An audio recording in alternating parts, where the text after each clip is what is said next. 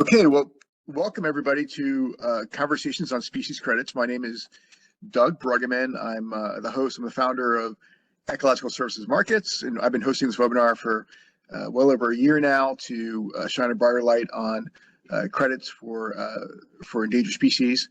And we've been focusing so far on the United States market. And so, as you know, there's been a lot of exciting changes globally with regard to the awareness of biodiversity loss and commitments to take action. And so we have a great opportunity here today to broaden our focus to that international level, to have a presentation by Aleksandra Holmlund, and she's from the Swedish University of Agricultural Sciences, and she's working on her PhD, focusing on developing voluntary markets for biodiversity. Certainly a critical topic, and I think something that many of us here in the United States are excited about. And we have a lot of questions about what this might look like in the United States, you know, relative to our experience in regulated markets for endangered species. Aleksandra has a presentation that's not going to be too terribly long. We're hoping to get some discussion and good questions from the audience. And during her talk, we would ask that you pose your questions in the chat box and just make those questions, pose those questions to everyone. And with that, Aleksandra, we'll have you take it away. Thank you, Doug, and thank you so much for this opportunity. It's great being here. It's evening in Stockholm. It's cold. The weather is terrible. But yeah, so let me kick this off by saying I'm not an ecologist. I'm a forester. So my background is in commercial forestry. I've been working in this domain since '97. So it's been a while now. And in the olden days, I decided I'll do this PhD because since I've been working with the international forestry investments, I have seen the introduction of carbon credits into forestry investments and have asked myself, why are we not working with biodiversity? Because it's at least as important, if not more important, issue to focus on. So I will share my screen now, and I have a few slides that are relatively general. I will not be getting into my research that much, but rather on the big brushstrokes, broad brushstrokes with the COP15 fresh in our minds. And once I'm done, I'm happy to take any questions that you might have. So let me see here.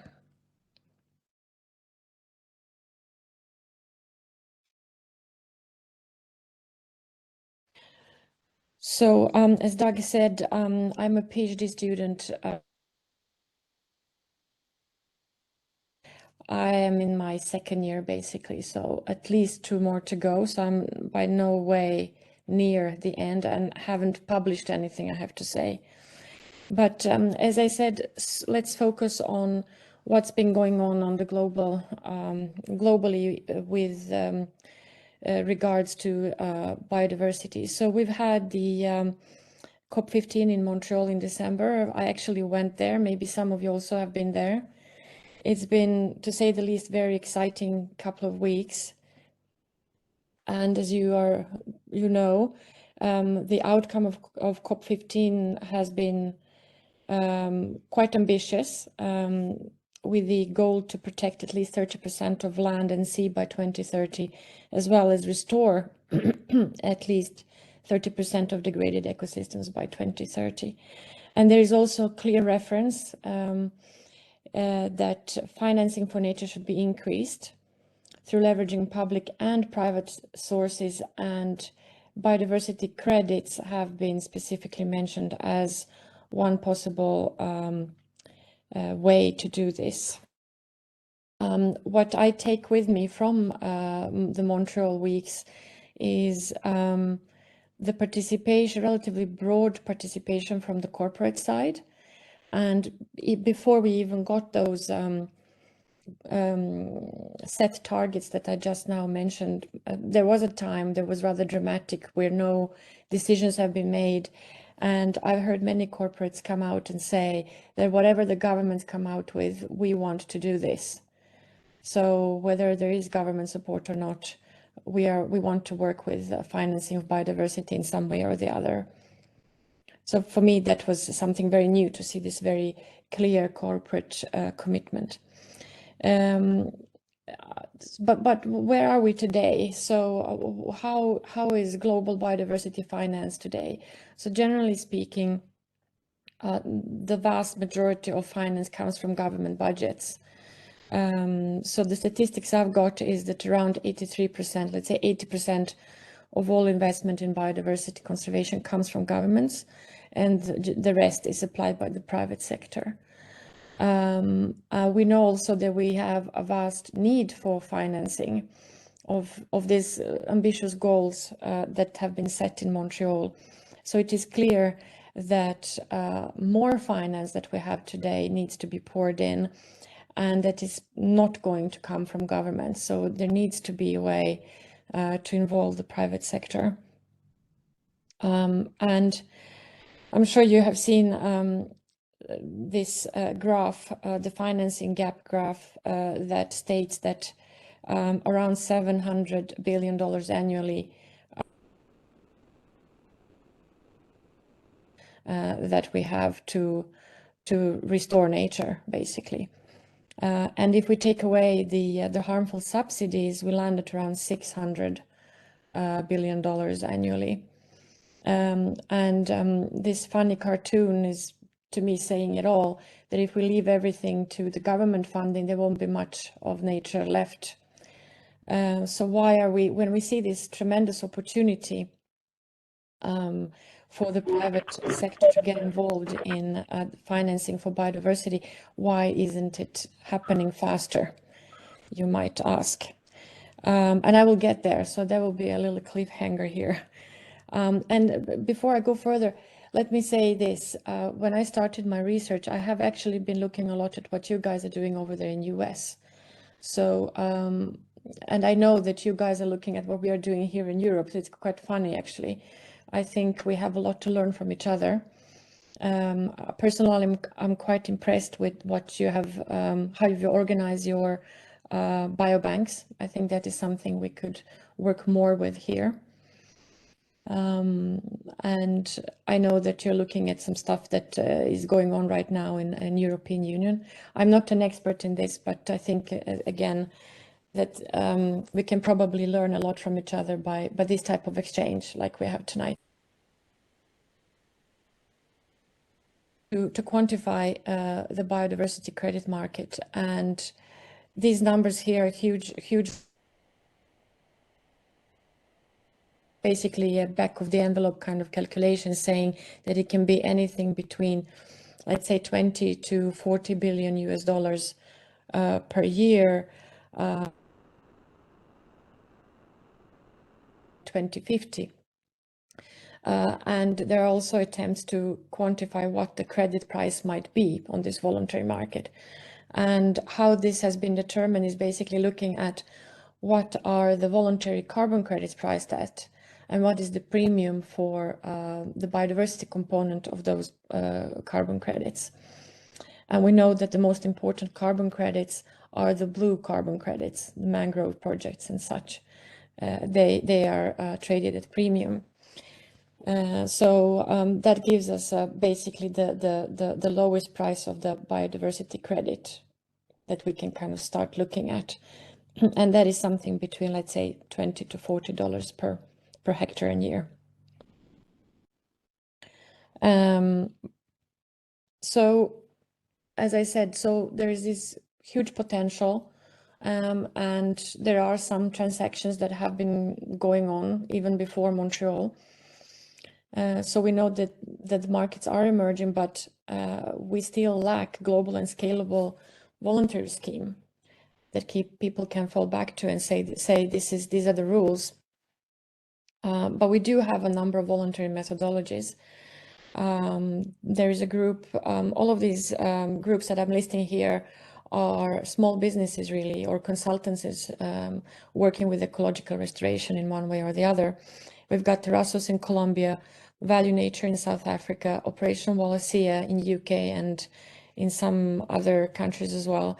Ecos is in New Zealand, and Plan Vivo is global. They have been working with carbon credits previously and now recently have released a biodiversity credit methodology. So all these methodologies differ. They have some similarities, but also differences. And this is also a challenge that there is such a variety of different methodologies already now before the market is really emerged. So it's really difficult being a buyer, I would say. So for a buyer to have confidence to buy a biodiversity credit, first of all, you need to understand what are you really buying. That requires a particular expertise. And everybody is currently afraid of greenwashing. I suspect all of you have seen the Guardian article about the REDD+ credits. There are also very projects on the market, so they're not easy to find. And if you are investing in developing those projects, you should have quite patient capital because it takes a long time to get your money back, if ever. We don't know because the market doesn't exist yet. Also, there are concerns regarding integrity and quality, because no matter which of those listed methodology developers I just mentioned, none of them has been verified by somebody, because there is no verifying body for voluntary biodiversity credits at the moment. And this is something buyers of credits are certainly asking. There are also undefined rules about additionality and leakage that need to be addressed. And also, what is the transparency of a certain credit or a methodology? And then in the end, we actually don't know which rules will apply X years from now. Right now, there are no rules. But given the ambitious roles of COP15, there definitely will be rules. We just don't know which. So there is also risk if a government, for example, decides to basically nationalize nature protection, then that will basically more or less kill any private involvement.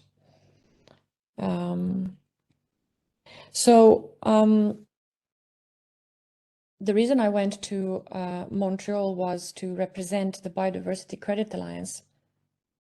This is a newly formed, at the moment, voluntary and informal, voluntary for sure, informal working group of methodology developers, of which I'm one, and the others I've mentioned are the other ones, because we understand the need to answer all these questions that I've just listed about integrity, quality, the lack of voluntary, global, scalable scheme.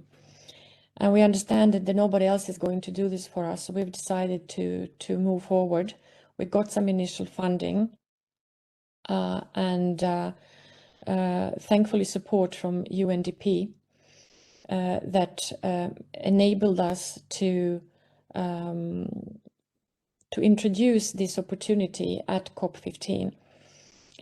So the objective we have is to start with a simple thing or not so simple thing, by defining what a biodiversity credit is, and to categorize different biodiversity credit methodologies, and to work with all these integrity principles and prepare the biodiversity credits for a digital future that we think is certain to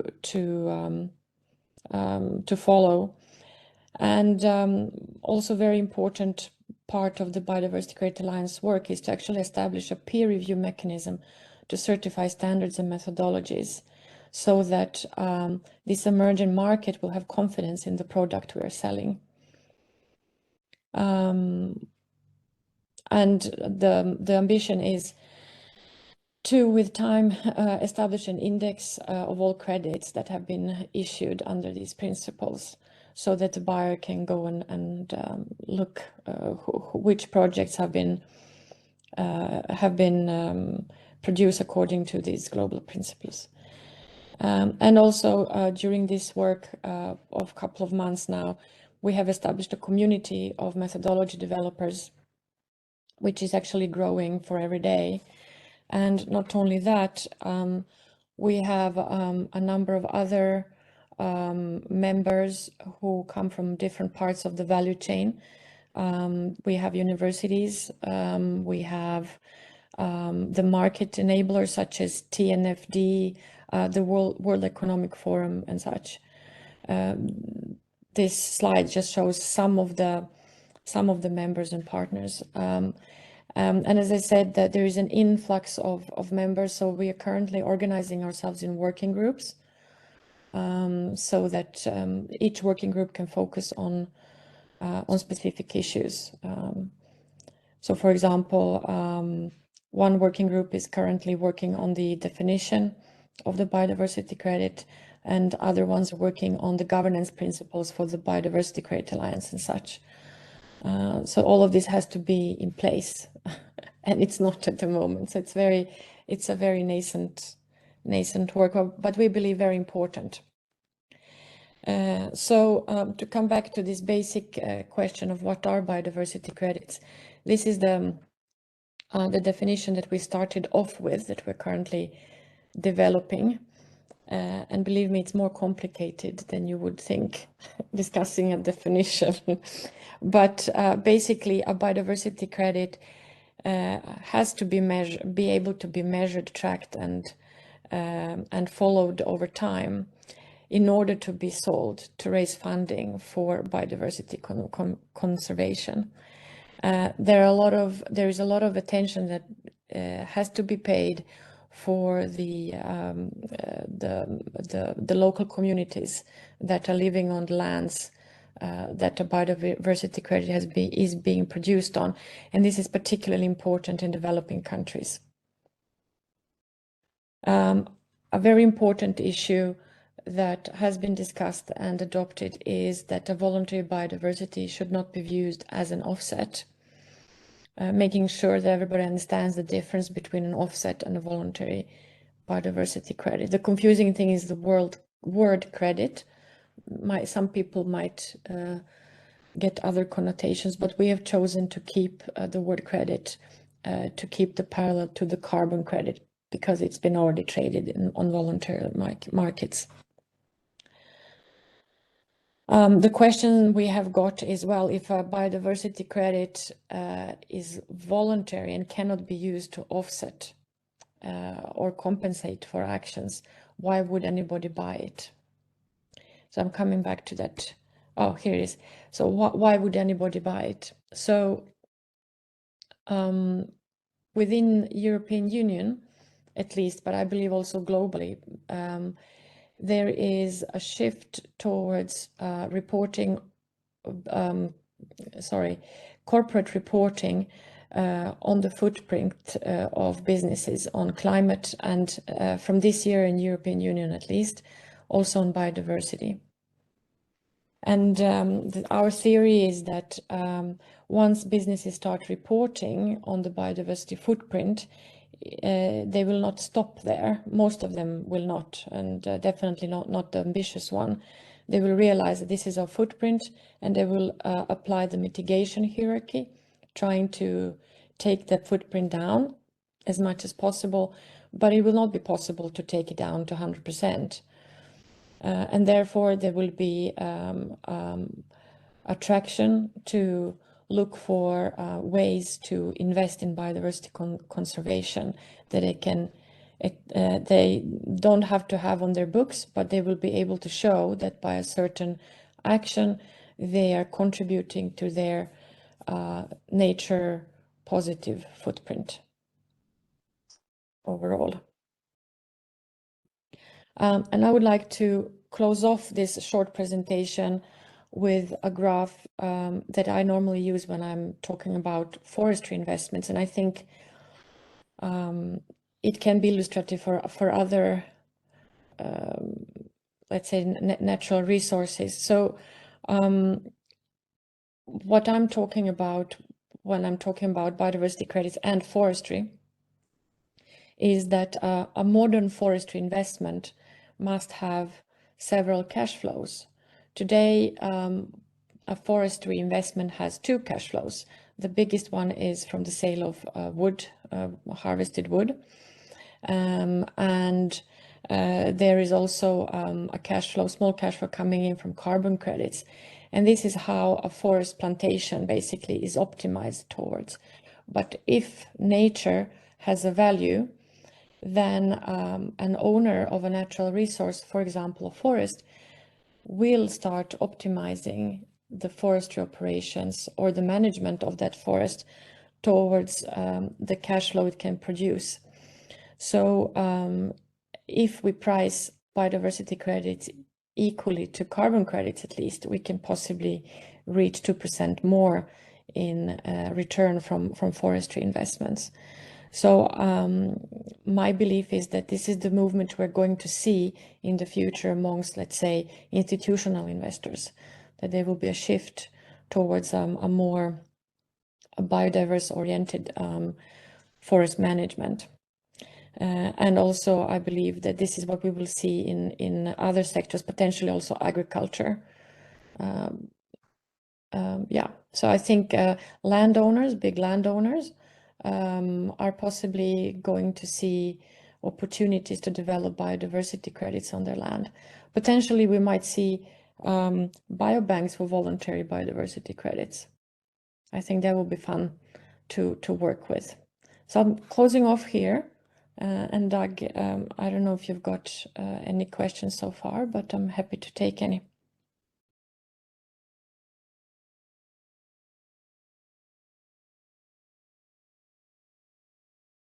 Oh, I can't hear you. Yeah, thank you so much. Sorry for the delay. I was busy taking notes. It's really interesting. The very different strategy of wanting to, defining the footprint, I guess with TNFD, and then of those things that cannot be offset to create a voluntary markets for bio credits. That's a really compelling concept. So right now we don't have any questions in the chat. I would invite folks to just unmute yourselves or raise your hand and ask a question. I guess I'll go ahead and ask one question. You mentioned the Montreal COP15 meeting, and what I read also that the corporate sector was really supportive. I was just curious, were there corporate sectors that were more vocal than others that we should be looking to? I think that was probably finance sector. Yeah. Yeah. And I think this is connected to the reporting requirements, the TNFD and such. So I'm feeling quite a strong pull from the finance sector. Big institutional investors for sure. Okay, cool. We have Devlin Mead. Do you want to go ahead and unmute yourself, Devlin? Hi, yes, thank you so much, Aleksandra, for the for this really interesting presentation. So one thing that I was a little confused about, so I work in the US, United States, and your talk started out talking a lot about voluntary markets, and then somewhere in there, I think I may have misheard you, but maybe not. I think you said that while corporations were getting on board, and I'm paraphrasing, if governments got involved, that could actually dampen the market. If it wasn't, if it was highly regulated, perhaps, or something. But I just wanted you to expand on that, and maybe I misheard what you said, because here in the U.S. we have not had much luck with voluntary markets. So the markets that are really taking off are species credits, habitat credits, wetland credits, are all regulated markets. It's a very good question, and yeah, you did not misheard. You haven't misheard me. So where I'm coming from is a special situation that I can just shortly describe. So I'm Swedish, so we are having a situation where we have a lot of a lot of intensive forestry going on in Sweden, and there is a lot of, let's say, it's a conflict between environmental protection issues and intensive forest production. And this has been going on forever, and there is no solution in sight. And the only solution anybody has come up so far is to just make sure that find a way for the state to formally protect 30% of the land. And this is something that the whole European Union is discussing. And if this happens, first of all, the first question we have is how can that be done on private land? Because we have a lot of private land ownership. It's just not going to happen. There will be a war, basically. There are systems today that enable the Environmental Protection Agency to pay the landowner not to cut the forest, for example, or to put this area into formal protection. However, the funding that the state has for this is not enough for all the areas that they would like to protect that way. So what surprises me is that nobody's looking, at least here in Sweden until now, people haven't been looking at private financing opportunities, and very little of that has been going on in European Union on the union level as well.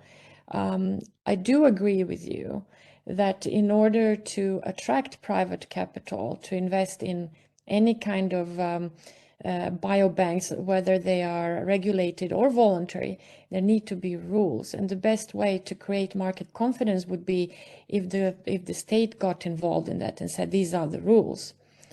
I think that will be hugely helpful. We are actually, as a result of the Biodiversity Credit Alliance work, we have tried to interest the Swedish authorities for this and are opening up to create, let's say, a Swedish version of the Biodiversity Credit Alliance, where we are inviting the Environmental Protection Agency to take a seat and hoping that that will result in some kind of involvement in creating the rules. But we don't really know. It's really still early days. All right. Thank you so much. Come. Thanks, Devlin. Great. I mean, there's so many critical issues to be worked out here, right? And so I imagine, you said that you're really kind of following the carbon markets, and given the interest of the financial sector, is there also, decided emphasis to focus bio credits on developing nations? So can you please say that again, the question? To invest in developer bio credits, much like the carbon markets, they tend to prioritize investments in developing nations. Yeah. And I imagine we'll see the same thing with bio credits. Yeah, and yeah, I suppose we will. I mean, with biodiversity, if you look at the world map, where is biodiversity? Biodiversity is threatened really everywhere, but you've got these biodiversity hotspot areas, and they're in the tropics, more or less, right? And I'd say that's where most of the interest will be, most likely. I come from a place where we've got lichens and mosquitoes, and nobody cares about them, but they do like zebras, and not zebras maybe, but rhinos and those kind of species that are charismatic. So I do see a problem in that, and if you're coming from a more developed countries, that focus is not really there. But the need certainly is there as well. So within the work we have in the Biodiversity Credit Alliance, I find myself perhaps alone in those discussions, trying to explain the realities of a developed country. It's not that we don't have problems with biodiversity. We have different problems. And also climatic differences, all these, we totally lack the spectrum of methodologies that are needed to work with all these ecosystems that exist on this earth, right? So there are attempts by these organizations, and myself included, to work with some of them. my methodology is focused on the boreal forest landscapes. The value nature one is focused on the large savanna landscapes of Africa. The Colombian approach is more tropical rainforest approach, etc. But that's not all of this earth. What about water? What about deserts, for example? And how do we measure this biodiversity is another question. And believe me, I've tried to understand. There are millions of ways you can do that. The cost of the credit is definitely an issue. So there has to be a way to, and this is why unified approach is important, to define what is the level of quality of biodiversity assessment that you need in a project. And how do you do this biodiversity assessment in the most efficient way so it doesn't cost too much, particularly in developing countries. Sure. And I'm just thinking about the biodiversity assessment and how we value this biodiversity change over time is something that I struggle with. And I've seen some of your work, Doug. Time is of essence, particularly if you work in places that are cold or dry, because things don't evolve as quickly. And I would love to, there's so much research as well that is needed. It would be great to create a financial model that could be based on, for example, the science that exists about the population development of certain species after a certain action has been carried out. So if you have a restoration project, no, not only one species, but several species that we can work on, right? So it's very complex, right? But we've got to start somewhere. Yeah, I mean, for sure. I started working on this back in 2001, and so what struck me is just how important the spatial and temporal heterogeneity are, and so that is one concern of mine with regard to. I love all the movement and the attention. It's awesome. I'm very excited, but I'm concerned that we're basing things too much on a carbon market, because the biophysical attributes of carbon versus biodiversity are so incredibly different.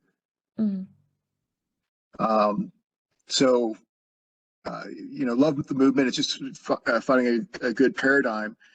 And a lot of my initial work was understanding, how do you value the information to go into the credit? Would love to see more work in that area for sure. Do I want to give space for others to ask questions or comment?